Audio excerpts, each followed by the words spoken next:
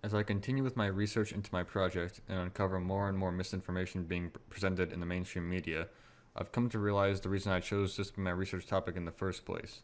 I believe misinformation to be one of the root causes of all conflict in the world. Individuals or organizations that want to push a certain narrative will go to any extent to manipulate whoever they can in order to enforce this narrative.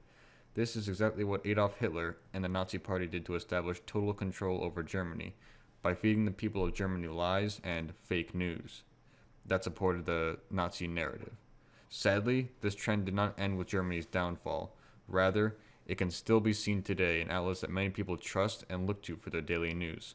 For example, here's a part of CNN's coverage on the riots that took place after a Milwaukee black man was shot by a black police officer. Family and friends holding a vigil marked by prayers. Thy kingdom come, thy will be done. With his sister calling for peace. Don't bring the violence here and the ignorance here.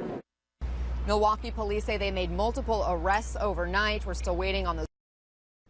As shown in that clip, the victim's sister is painted virtuously as someone calling for peace.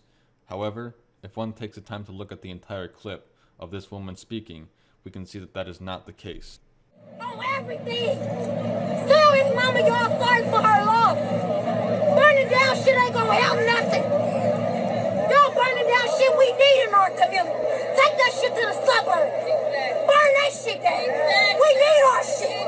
We need our weed. I don't wear it, but we need it.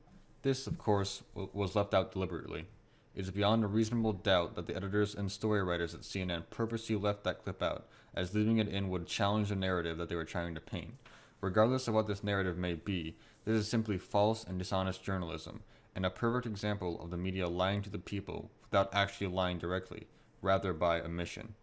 In my mind, for such a so-called unbiased organization like CNN to do this is extremely frightening, and this story is one of the key contributing factors as to why I chose misinformation as my topic for research.